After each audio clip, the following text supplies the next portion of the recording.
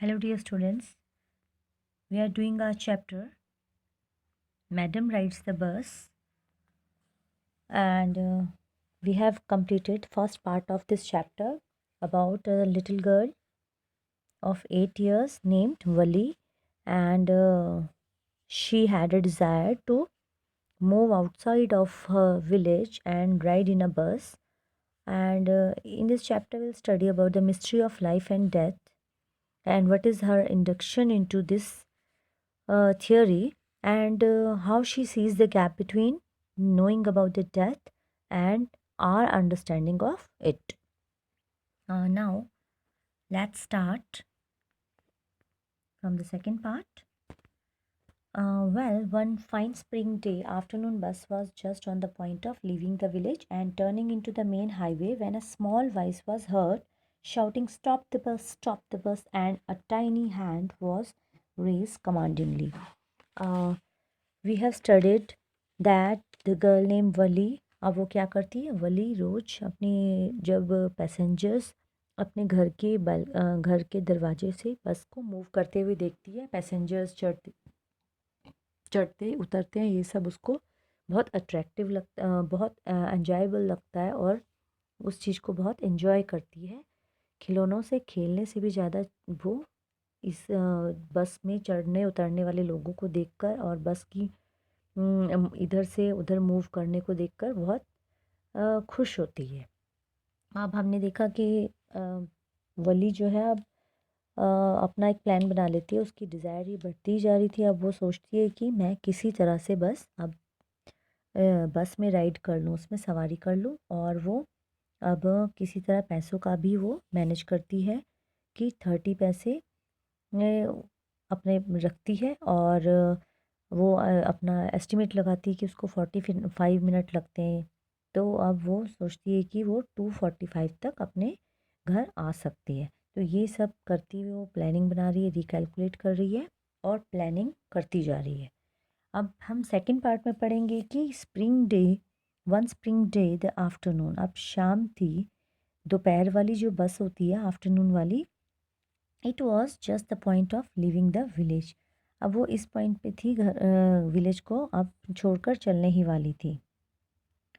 सो अब turning in the main highway when a small voice, अब main highway में अब वो मूव करने ही वाली थी कि एक आवाज़ सुनाई दी कि स्टॉप द बस, और एक छोटा सा हाथ वो रेज हो गया कमांडिंगली, मतलब रुकने का जैसे कमांड दे रहा हो।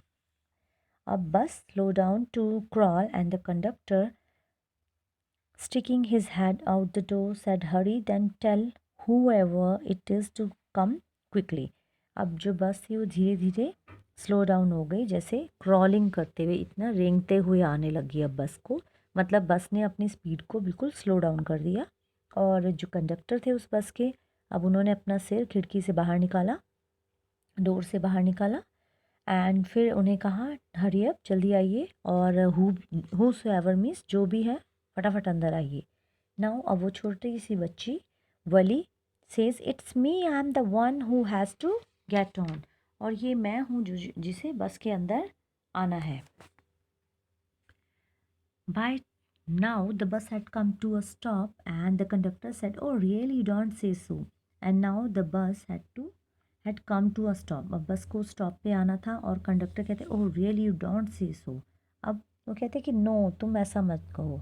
इसका क्या रीज़न है, उन्होंने बोला कि डोंट से सो, कि इतना सा बच्चा और वो भी अकेले, उसने बस में ट्रैवल करना है। तो कंडक्टर को इस बात पर यकीन नहीं हुआ, इसलिए उन्होंने कहा कि ऐसा मत कहो, मीन्स कि इट्स नॉट पॉसिबल कि एक छोटा बच्चा अपने आप से बस में ट्रैवल कर रहा है, वो भी अकेले।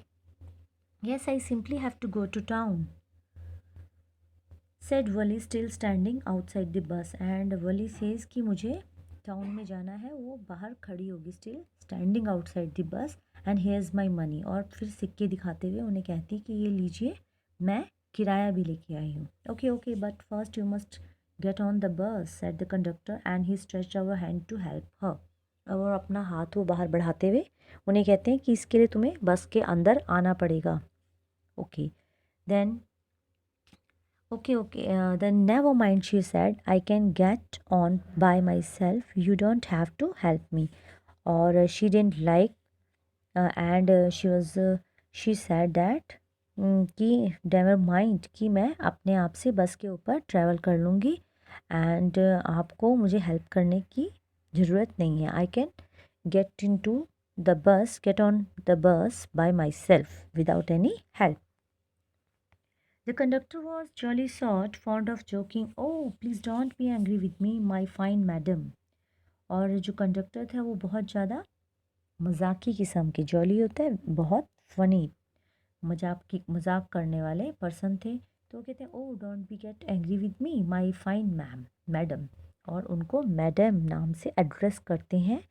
मैडम किसी बड़े पर्सन को कहा जाता है, बट यहाँ पर वली को मैडम कह के एड्रेस किया क्योंकि वो एक छोटा बच्चा एक बड़े पर्सन की तरह बिहेव कर रहा था, एक मैडम की तरह, एक एजुकेटेड पर्सन की तरह. मैडम मीन्स जैसे अब वो अपना किराया लाए और उसी तरह से बात कर रही थी, उसी तरह से उसका एटीट्यूड था, उसका बिहेवियर था कि she didn't want to take the help of the conductor to get on to the bus and she refused the help by conductor and she paid her money by herself. तो ये सब words की वजह से conductor उन्हें madam करके address करते हैं. ये सब जो उसका बिहेवियर देखकर वो उसे मैडम कह के एड्रेस करते हैं, जो कि इस चैप्टर का नेम भी है, मैडम राइड्स दी बस. सो ही स्ट्रेच हिज हैंड, और अब कहते हैं कि everybody move aside make way for madam, और मैडम को रास्ता दो, सभी को. अब वो बड़े मजाकिया वे में कहते हैं कि मैडम के लिए रास्ता छोड़िए. It was the slack time of day, they were only 6 or 7 passengers on the बस. और अब नरेटर कहते हैं कि ये दिन का कम का समय था. ओके मीन्स बहुत कम टाइम था अब उनके पास. And there were only 6 passengers.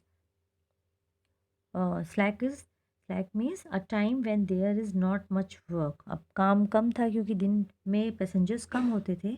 So he says that there were only 6 or 7 passengers on the bus. They were all looking at Wali and laughing with the conductor.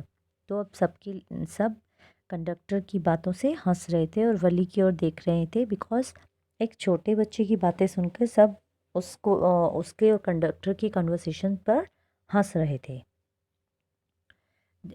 Now Wali was overcome with shyness. Avoiding everyone's eyes, she walked quickly to an empty seat and sat down. Now she was avoiding everyone's eyes, or quickly she sat on an empty seat down.